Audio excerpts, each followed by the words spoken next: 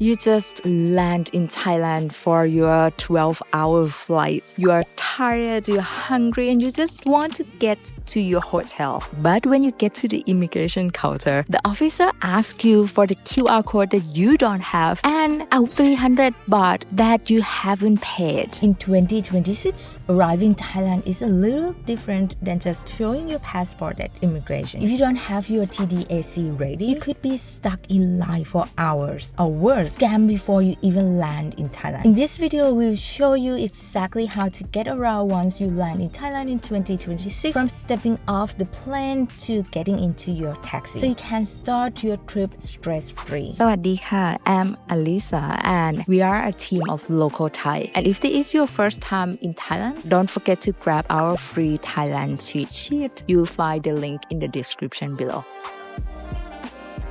In 2026, the first thing that you see is not immigration counter, but is the QR code or like the digital checkpoint where they will ask to see your QR code. And if you don't have that, you might be sent back to wait in line and you will waste like a couple of hours. And that's the mistake you don't want to make. So the first most important thing we need to talk about is the TDAC. It's a new Thailand digital arrival card that replaced those old paper forms they used to give you on the plane. Now, here's where the first headache can begin. If you go to Google and search for this, the sponsored few results can be total traps. We have seen so many people getting absolutely hammered by these sites. They look incredibly official, but they are basically scams. They wait until the very last page to hit you with a 50, 90, or even 130 processing fee. One person on the travel forums just posted they got charged $140 for a form that is 100% free. This company just take your info, plug it in the real site for you, and pocket the cash. Pro tip: here's what you should do. Look at the URL. If it doesn't end in .go.th, which belongs to Thai government sites only, close the tab. If a site asks for your credit card to submit the arrival card, you are being played. The official site will never ask for the payment. It's just a replacement of paper form they used to give you to fill out on the plane. So it should be 100% free. Also, timing is everything. You can't do this a month before.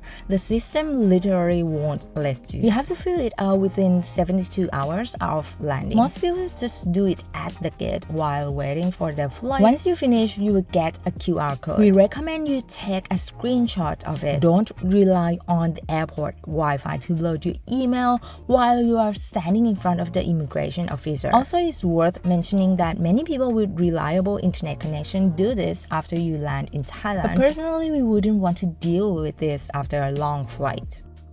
And with a few viral social media posts in early 2026 about getting denied access that catches people off guard. And that is the 20,000 baht per person cash rule. Technically, the law says tourists need to have the equivalent of about 600 USD in cold hard cash to prove that you aren't going to end up not having enough to pay for your days in Thailand. As Thai citizens, we have always had to show proof that we can afford our trip when traveling to Western countries. For example, when applying for a visa, we usually need to provide our bank statements and financial history. So from our perspective, this rule doesn't seem unusual or extreme. Actually, we had even more annoying steps than you to get a copy of bank statements and just exchange for money that you are going to use anyhow in the country you are traveling to. Now, is the officer actually going to check? Probably not. Most people claim that no one has ever asked them. But in the forums, most people say that they use this rule when they want a reason to deny you. For example, if you've been doing back-to-back visa runs, or if the officer just thinks something looks off about you, they can ask you to see the physical bills, because even they check this randomly, it is indeed a written rules. And no, they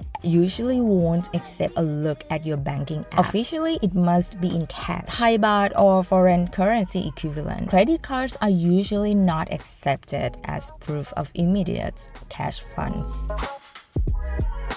At immigration points, there is something that you should remind the officer of. It is to check your passport before you even walk away from the point. Because people are sharing horror stories about thinking they were granted a 60-day stay, only to realize later that the officer accidentally stamped them for 30. If that happens and you stay until day 31, that is an overstay, which means fines, potential blacklisting, and a massive headache. So once you are stamped in, follow the big signs to the carousel to get your luggage. Even here, while you are collecting your bag, you are going to be swarmed by bright shiny booths offering tourist SIMs. They are convenient, sure. Their staffs will even install and set up your phone for you, but they are charging a premium for that convenience. If you want the real local pricing, buy from a service provider shop like AIS, True, or DTAC inside the mall or at 7-Eleven. But be careful, some 7-Eleven will also insist on selling the tourist SIM to you, only as they would say that to buy the usual SIMs, you need a Thai ID card for registration. Still, we have seen many tourists claim that they could buy the standard local SIM just fine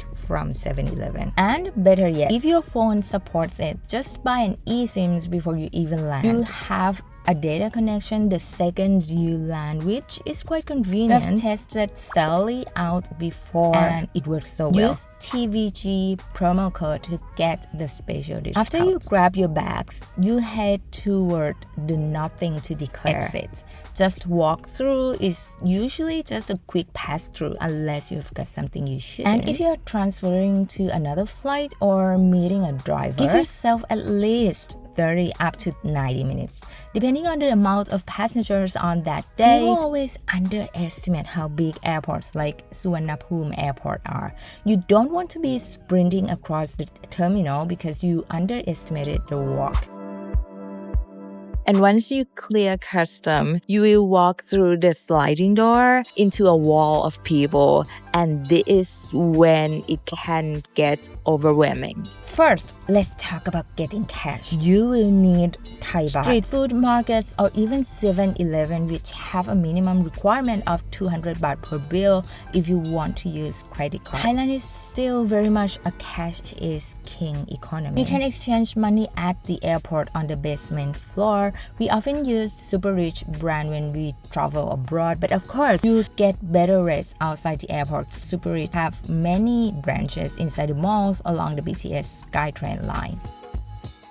However, if you prefer to do it through an ATM, when you get to an ATM to use your debit card to withdraw money, you are going to see a fee pop up on the screen, around 220 to 250 baht. That's about $6 and is a flat fee charged by the Thai banks for using a foreign card to withdraw. It doesn't matter if you withdraw 1,000 or 30,000 baht, the fee is the same. So here's the tip. Don't make 5 small withdrawals. You pay that $6 fee 5 times. Instead, check what your home bank's daily limit is and hit the ATM for the max amount possible in one go. Usually 30,000 baht at machines like Krungsri Bank. The other banks will allow lower limits. One final money pro tip. When the ATM screen asks if you want to accept the conversion rate offered by the machine, always press decline or continue without conversion. Always choose to be charged in Thai baht to avoid worse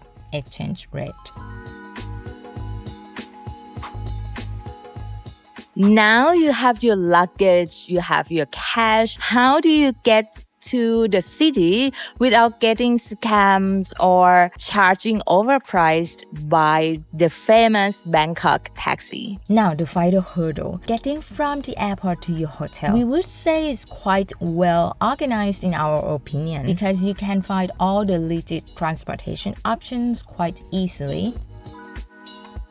If you are tired have a ton of bags or just want to start your trip with zero anxiety, book an AOT limousine or your hotel's private shuttle. Yes, it is objectively the most expensive way to leave the airport, but you are paying for the convenience. The AOT service is the official airport-run limousine. You pay a set price at the counter after you step outside the custom area. Then you get a professional driver who will help with your bags and drives you straight to your hotel door. But if you're traveling light and want to avoid Bangkok's legendary traffic, head down to level B, the basement level. Just look for the big train signs, you can't miss them.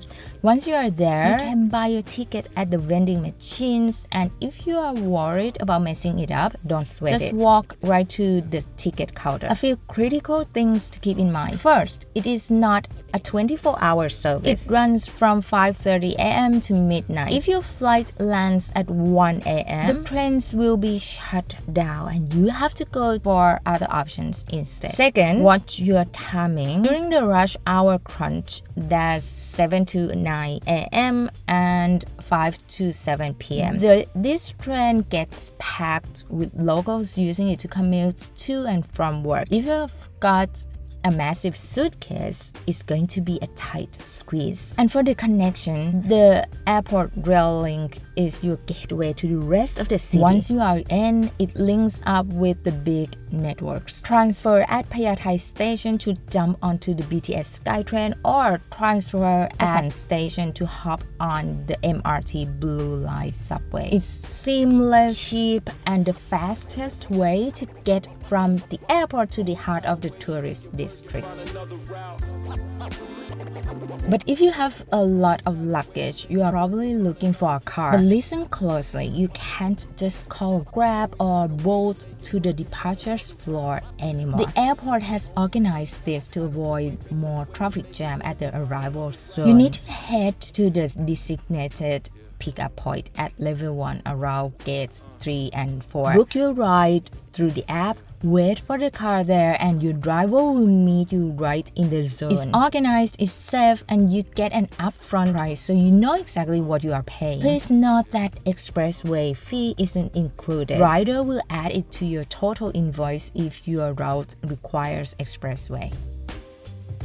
If you want the old school way, also head to level 1. You will see a row of taxi kiosks. You take a ticket from the machine, it tells you which lane to walk to, and your assigned car will be waiting for you at that lane. This way of hailing a cab will have a 50 baht fee on top of the price you see on the meter. And here is the golden rule. When you get in the car, confirm they are using the meter. If they say fixed price, just say no, meter please. And be ready to step out if they refuse, because they are required by law to use the meter. If they don't, you have the taxi number on your tickets and you can report them, and they know that, which is why the ticket system usually keeps them honest. Alright guys, we've made it out of the airport. Congratulations! Now the real Thailand begins. And if this video made your landing feel a little less scary, smash that like button and subscribe for more travel tips from locals like us. Until next time,